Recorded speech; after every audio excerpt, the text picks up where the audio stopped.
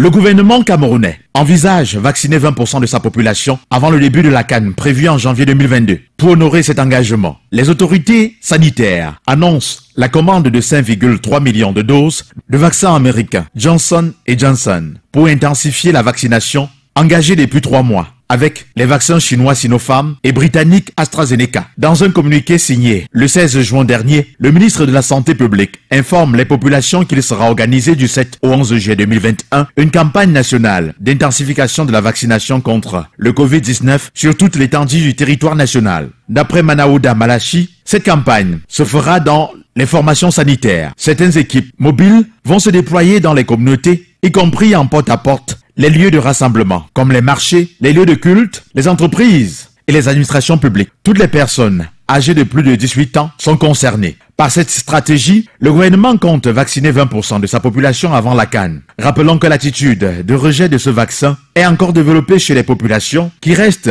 réticents en dépit des campagnes de sensibilisation pour les rassurer. Au 16 juin dernier, sur les 70 300 personnes ayant reçu la première dose, seules 16 200 personnes ont pris la seconde dose. À cette date, le Cameroun compte 80 090 cas confirmés, dont 70 305 rémissions et 1310 décès.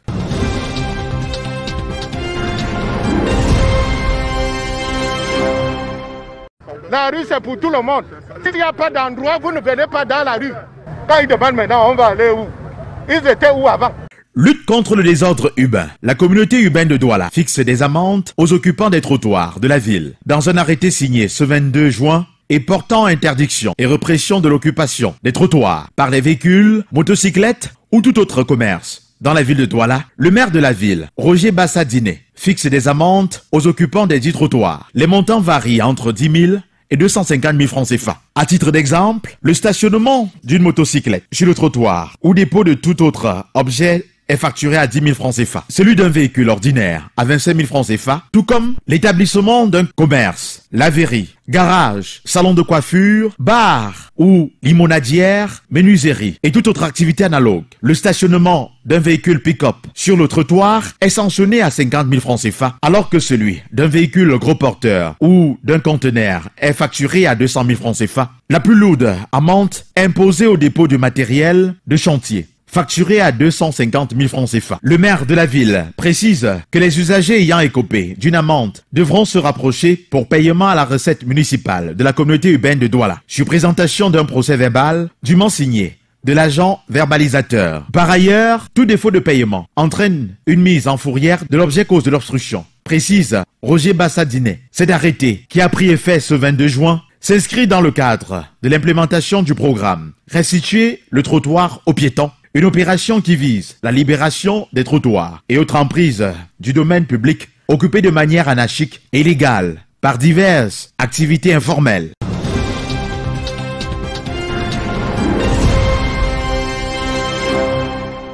La falaise de Tchan fait désormais partie des pistes les plus accidentogènes de nos axes routiers. Cette redoutable route qui serpente le tronçon de la sortie de la ville, chef-lieu du département de la Ménois, a encore tué des Camerounais la semaine dernière. Le bus d'une compagnie de transport interurbain en partance pour Douala s'est renversé sur le côté après plusieurs tonneaux. Dans ces images amateurs prises par l'un des occupants du bus, l'on peut se faire une idée de la gravité du choc émotionnel causé chez les 70 passagers de l'engin. Bien que les circonstances de cet accident ne soient toujours pas connues, des morts et de nombreux blessés ont été enregistrés. C'est le 4e accident mortel en l'espace de 6 mois à cet endroit. En attendant de connaître le bilan de ce dernier drame, le bilan le plus lourd des tueries à la falaise de Tchan depuis le début de cette année reste celui de l'accident du 27 janvier 2021 qui avait ôté la vie à une 50aine de personnes à la suite d'une collision entre un bus et un camion-citerne. Triste souvenir.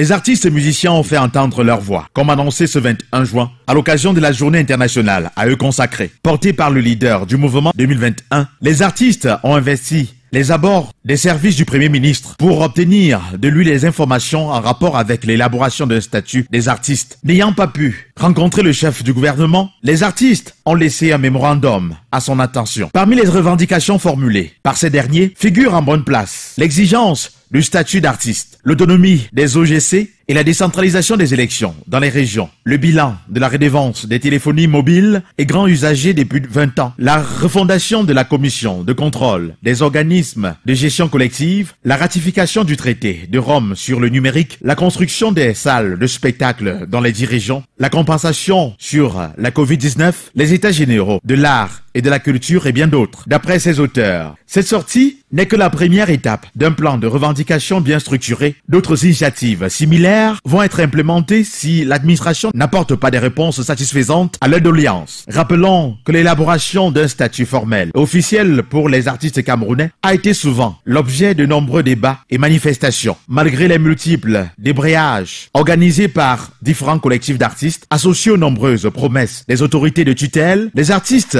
ne bénéficient toujours pas d'un statut clair qui leur garantirait les mêmes droits que confèrent les autres professions libérales.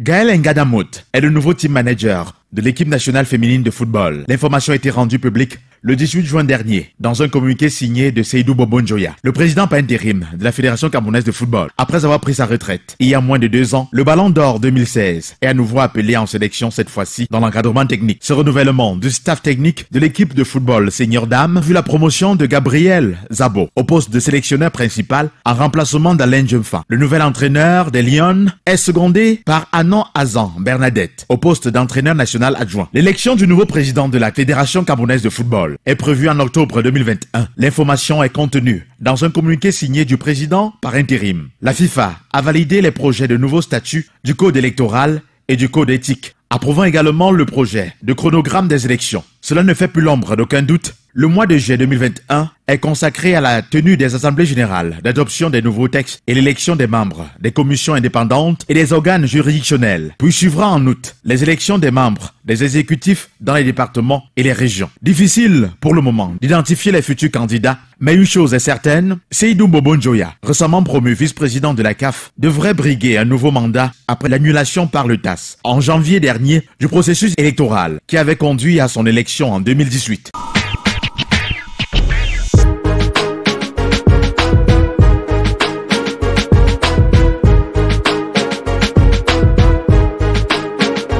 Laissez-nous avancer. Laissez-nous avancer. Laissez-nous avancer. Laissez-nous avancer.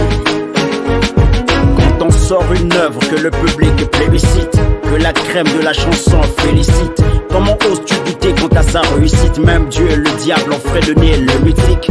Vos mauvaises langues ne prophétisent rien de bon. À force de nous haïr, vous finirez toujours second. Le génie redéfini prend forme sous le signe d'un son énorme et protéiforme. On n'est pas obligé de s'amouracher l'un l'autre pour reconnaître la valeur d'un travail bien fait. L'objectivité devrait prévaloir sur le ressentiment, mais tu me diras c'est de l'art. Si tu n'aimes pas, passe ton chemin. Si tu n'aimes pas, n'achète pas pour rien. Les choses transcendent toute personne. Pourquoi déblatérer sur ma magie de Ré, Mi, Fa, Sol? Je sais par expérience quand c'est bon ça fait jaser. Tout le monde dit au quartier c'est le petit sorcier. De sa musique qui marche franchement on en a assez. Excès de succès à ce Laissez-nous avancer. Laissez-nous avancer. Laissez-nous avancer. Laissez-nous avancer. Laissez-nous avancer. Laissez-nous avancer. Laissez-nous avancer. Laissez-nous avancer. Marchands de journaux, disquaires, ont vendu sur les prouesses du mythique et laissé des langues pendues, des malentendus, de malentendants très tendus, ont jailli de notre gloire et de nos textes bien entendus. Parti comme c'est là, comme Ayrton Senna, ça saigne notre Formule 1, l'arène dans laquelle il y a dissension, multiples ascensions, d'une jalousie du travail de l'autre qui ne dit son nom. Pour être S-I-M-P-L, les gens ont mauvaise foi et ça file une peur bleue. Au quartier on écope et ça fout les pellicules, les imbéciles construisent des discussions de nuls. En définitive, avec grand D, les gens manquent de lecture de faits et d'objectivité. Les goûts et les couleurs ne se discutent pas vainement, mais il faut pas être trop bêta. Laissez-nous avancer.